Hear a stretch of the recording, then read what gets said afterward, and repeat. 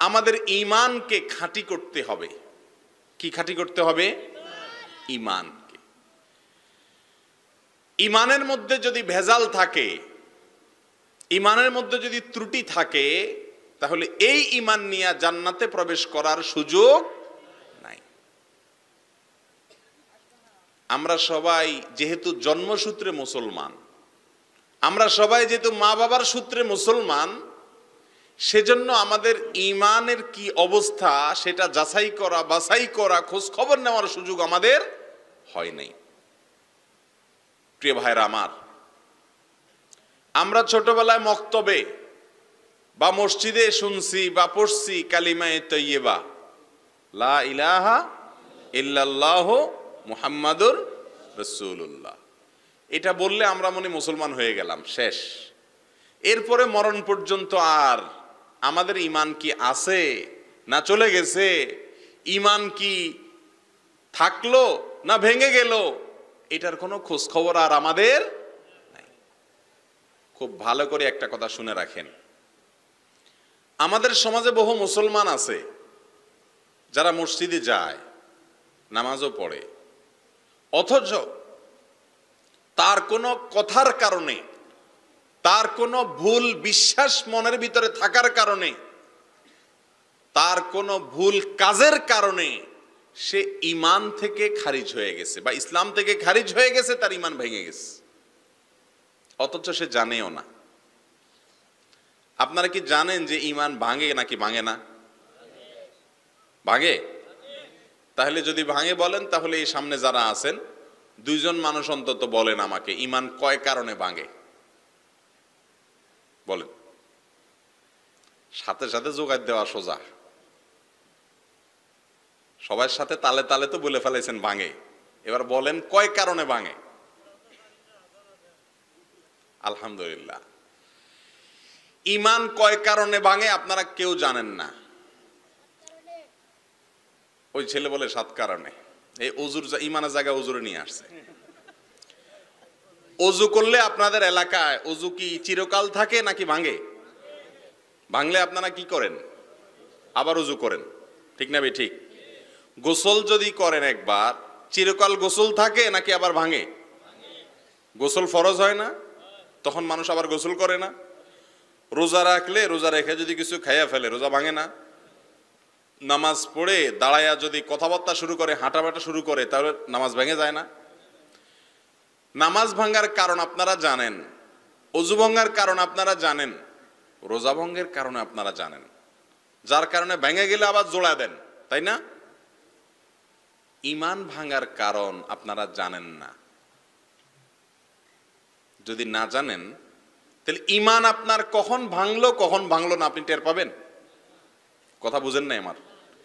আপনি যদি না জানেন ঈমান কি কি কাজ করলে ঈমান ভাঙে যায়, কি কি কথা বললে ঈমান নষ্ট হয়ে যায়, ঈমান চলে যায়, আপনি যদি এটা না জানেন, তাহলে আপনার ঈমান আছে না নাই আপনি নিজেও কি বলতে পারবেন? কোন কথায় কোন কাজে ঈমান গেছে আপনার হয়তো খবরও নেই, ঠিক না ভাই? ঠিক। তাহলে ঈমান ভাঙার কারণ জানতে হবে কি হবে না? কিন্তু আপনারা তো সেগুলো জানতে চান না। আপনারা চান হুজুর লাইলি মজনুর কিচ্ছা শোনায় দেখ। সুদ দিয়া লাইলি মজনুর কিচ্ছা শোনায় দিলে আপনারা খুশি, ঠিক না ভাই? ঠিক। প্রিয় ভাইরা আমার, ছোটবেলায় ঈমান আনছেন, এই ঈমান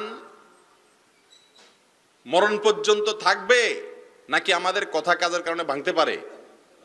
যদি ভাঙতে পারে তাহলে ঈমান ভাঙার কারণ জানতে হবে না? আজকে আমি সেটার দিকে বললে তো মূল আলোচনা করতে পারবো না। ঈমান ভাঙার অনেকগুলো কারণ আছে। অনেক উলামায়ে কেরাম গবেষণা করে বলেছেন 10টা কারণ আছে। এই 10টা কারণের ভিতরে সবচেয়ে বড় কারণ হলো আল্লাহর সঙ্গে শিরিক করা। আল্লাহর সঙ্গে কি করা? শিরিক করা। আমাদের আল্লাহ যিনি আমাদেরকে সৃষ্টি করেছেন, আল্লাহর জমিনে যত রকমের পাপ আছে, যত রকমের গুনাহ আছে, যত রকমের অপরাধ আছে, এর মধ্যে সবচেয়ে তার কাছে বড় পাপ, সবচেয়ে বড় অপরাধ, সবচেয়ে বড় গুনাহ হলো আল্লাহর সঙ্গে শিরিক করা। আল্লাহর সঙ্গে কি করা? শিরিক করা। শিরিক করা মানে বুঝেন আপনারা কি? শিরিক করা মানে হলো আল্লাহর পার্টনার সাব্যস্ত করা।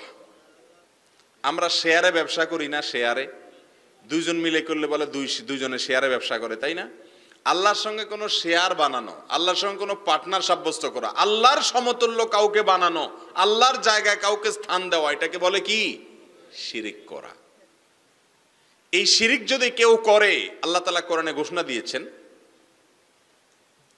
ইন্নাশ শিরকা লাযুলমুন আযীম, নিশ্চয় শিরক মহা অপরাধ।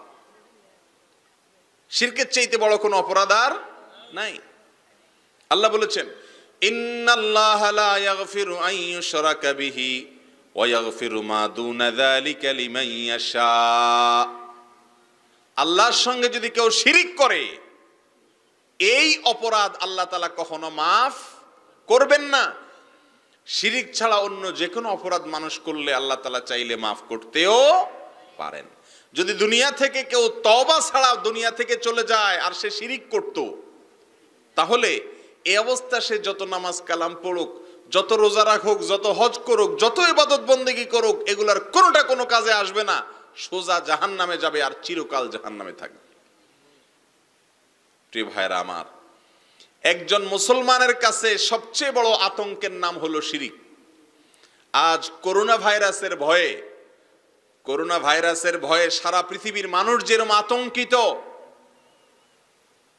একজন মুসলমান এরকম আতঙ্কে থাকবে শিরিকের ভয়ে। কিসের ভয়ে?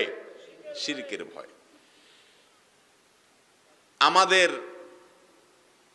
মালিক এবং আমাদের সৃষ্টিকর্তা আল্লাহ সুবহানাহু ওয়া তাআলা এক না দুই? এক না একাধিক? এক। আল্লাহ কোরআনে বলেছেন, কুল হুয়াল্লাহু আহাদ, বলুন আল্লাহ। আল্লাহ সুবহানাহু ওয়া তাআলা যদি একক হন, অদ্বিতীয় হন, তাহলে আমাদের রব কে? আল্লাহ। আমরা কোরআনে কারীমে সূরা ফাতিহার প্রথম আয়াতটা সবাই জানি। প্রত্যেক সালাতে প্রতি রাকাতে আমরা পড়ি, আলহামদুলিল্লাহি রাব্বিল আলামিন, মানে প্রশংসা আল্লাহর, যিনি সকল জগৎ সমূহের পালনকর্তা। তাহলে আমাদের সবার পালনকর্তা কে? আল্লাহ। এখন যদি আপনি মনে করেন আপনার পালনকর্তা শুধু আল্লাহ না, আরো কেউ আছে, ঈমান থাকবে? আমাদের সমাজে অনেক মানুষ দেখবেন বলে, কোনো দরকারি কাজ, কঠিন কাজ, এটা যাতে সহজ হয়ে যায় এজন্য বলে, আরে আল্লাহও লাগে, বলে না? আল্লাহও লাগে, ইল্লাহও লাগে। আপনাদের এলাকা বলে এগুলা? এটার মানে কি বলেন? এটার মানে হলো কোন একটা কাজ হওয়ার জন্য উপরে তো আল্লাহ আছে, আল্লাহও লাগে, শুধু আল্লাহ হয় না, সাথে কি লাগে? দুনিয়ার ইল্লাহও লাগে, মানে উসিলাও লাগে। এই না এটার অর্থ? আপনি নামাজে পড়তেছেন কি আর মুখে বলতেছেন কি? নামাজে বলতেছেন আলহামদুলিল্লাহি রাব্বিল আলামিন, প্রশংসা করছি ওই আল্লাহর যিনি সমস্ত জগৎ সমূহের পালনকর্তা। সকল জগৎ সমূহের পালনকর্তা কে? আল্লাহ। তো আল্লাহকে সব জগতের পালনকর্তা বলছেন, তিনিই লালন পালন করেন একমাত্র। আবার মুখে বলতেছেন আল্লাহও লাগে, আল্লাহ একলা লালন পালনকারী না, আমার লালন পালন করতে হলে, আমার কাজ হইতে হলে আল্লাহও লাগে, ইল্লাহও লাগে। এটা কি মুসলমানের কথা? কিন্তু আমরা বলি না এগুলা অহরহ। কথা কি বুঝতেছেন আপনারা? এই কথাগুলো আমাদের ঈমানের জন্য ক্ষতিকর। এই কথাগুলো আমাদের ঈমানের জন্য কি? মুসলমান বলবে আল্লাহই আমার জন্য যথেষ্ট, হাসবি আল্লাহ। মুসলমান কি বলবে? হাসবি আল্লাহ। আরাবিয়ানরা, বিশেষ করে সৌদি আরবের নাগরিকেরা কথায় কথায় বলে হাসবি আল্লাহ, মানে আল্লাহ আমার জন্য যথেষ্ট, আর কেউ না হলেও কোনো অসুবিধা। যদি আল্লাহ যদি কারোর সাহায্য করতে চান, পৃথিবীর সমস্ত মানুষ যদি তার ক্ষতি করতে চান, ক্ষতি করতে পারবে? আল্লাহ যদি কারোর ক্ষতি ফয়সালা লিখে রাখেন তার নসিবে, আর পৃথিবীর সমস্ত মানুষ তাকে ক্ষতি থেকে বাঁচাইতে চায়, বাঁচতে পারবে? তাহলে মুসলমান যদি বলে আল্লাহও লাগে, ইল্লাহও লাগে, মানে শুধু আল্লাহ পারে না, সাথে ইল্লাহও লাগে, এই কথা কি মুসলমানের বিশ্বাসের সাথে মিলে? কথা বলেন না। তাহলে এইসব কথা বলা যাবে? বলা যাবে না। বলতে হবে হাসবি আল্লাহু ওয়া নি'মাল ওয়াকিল, হাসবুনাল্লাহ, আল্লাহ আমাদের জন্য যথেষ্ট। যখন কোন যুদ্ধে সাহাবীরা ভয়ে তটস্থ, কাফের বাহিনী অনেক, অস্ত্র শস্ত্রে সজ্জিত, নিজেদের কাছে কিছু নাই, তাদের মনটা ছোট, তখন তারা বলে উঠলেন হাসবুনাল্লাহ, আল্লাহ আমাদের জন্য যথেষ্ট। তারা আমাদের মতো বলেন নাই আল্লাহও লাগে ইল্লাও লাগে, বাঁচবো কেমনে, আল্লাহ তো আছে বুঝলাম, সাথে আমাদের কি লাগবে? এটা কি মুসলমানের কথা? আমাদের সৃষ্টিকর্তা কে? আমাদের পালনকর্তা কে? আল্লাহর সঙ্গে আর কেউ আমাদেরকে লালন পালন করে? শুধুমাত্র একমাত্র লালন পালন করেন কে? আল্লাহ। এর নাম তাওহীদ। এর নাম কি? একত্ববাদে বিশ্বাস করা। আমাদের পালনকারী কয়জন? কয় সত্তা? এক সত্তা, এক। দুইয়ে পালে না, তিনে পালে না, একাধিকে পালে না, পালে কতয়ে? একে। তিনি কে? আল্লাহ। অনেক সময় কোন গুরুত্বপূর্ণ কাজ নিয়ে কোন নেতার কাছে গেলে মানুষ বলে, নেতারে খুশি করার জন্য, পাম দেওয়ার জন্য বলে আর কি, বলে নেতা সাহেব আগে আল্লাহ পিছে আপনি। বলে কি বলে না? আপনাদের এলাকায় বলে না এগুলা?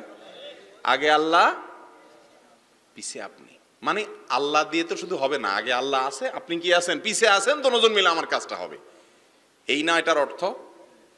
এই অর্থ কি কোনো মুসলমানের ইমানের সাথে যায়? অথচ এসব কথা আমরা বলি না। ইমান এসব কথার সাথে ডাইরেক্ট সরাসরি মানুষ মুশরিক হয়ে যাবে না, ভয়ের কারণ নাই ডাইরেক্ট, কিন্তু এগুলা শিরকে আসগর, ছোট ছোট শিরক, বলার ভুল, যেটা বিশ্বাসের সাথে বিপরীত হয়, এগুলো করতে করতে করতে আস্তে আস্তে মানুষ বড় শিরকের দিকে চলে যায়, ইমান হারা হয়ে যায়। অতএব সাবধান হওয়া লাগবে কি লাগবে না? অনেক সময় বলে যে আগে আল্লাহ, পাশে তুমি, পিছে তুমি, আগে আল্লাহ পরে তুমি, অর্থাৎ আল্লাহও লাগবে তোমাকেও লাগবে। মুসলমান সেটা বলবে না। মুসলমান বলবে বিপদে পড়লে আল্লাহ আমার জন্য যথেষ্ট, আমি দুনিয়ার বিভিন্ন উপায় মাধ্যম বাঁচার জন্য খুঁজবো ঠিক আছে, কিন্তু আমার বিশ্বাস থাকবে একমাত্র আমার সমস্যার সমাধান করার মূল ক্ষমতা কার হাতে? আল্লাহর হাতে। তিনি আর কারোর হাতে সেটা ন্যস্ত করেন নাই। এসব কথার কারণে আমাদের ঈমান অনেক সময় হারায় যাওয়ার ভয় থাকে, আশঙ্কা থাকে। আল্লাহ তাআলা আমাদের ঈমানগুলোকে হেফাজত করার তৌফিক দান করুন। প্রিয় ভাইরা আমার, আমাদের সমাজে এরকম কথার ভুল যেরকম আছে, কাজেরও ভুল আছে। যেমন কেউ যদি মনে করে যে আমার যখন কোনো বিপদ আপদ হয়েছে, এই বিপদ আপদ থেকে বাঁচানোর জন্য আমি কোনো পীর সাহেবের কাছে গেলাম, জীবিত বা মৃত, উনি আমার বিপদ থেকে উদ্ধার করে দিবে। তাহলে আমার বিপদ থেকে উদ্ধার করার একমাত্র মালিক শুধু আল্লাহ, এটা হইলো আর থাকলো? আল্লাহর সঙ্গে একটু শেয়ার হয়ে গেল না? কথা বুঝেন নাই? আল্লাহর সঙ্গে একটু শেয়ার হয়ে গেল না? এটা কি ঈমানের সঙ্গে যাবে? যাবে না। খেতে খামারে ফসল না হলে অনেক সময় বলে যে অমুকের থেকে পানি পড়া নিয়ে আসো, পানি পড়া ছিটায় দাও অথবা তাবিজ লটকায় দাও, তাহলে কি হবে? খেতে খামারে ফসল হবে। আবার ফসল হলে ওখান থেকে ভাগ দিয়ে আসে পীর সাহেবরে, বলে এটা পীরের হক, পীরের ভাগ। কেন? কারণ ওনার দোয়ায়, ওনার পানি পড়ায়, ওনার তাবিজে কি হয়েছে? ফসল হয়েছে। মুসলমান এগুলো বিশ্বাস করবে? দেওয়ার মালিক কে? আল্লাহ।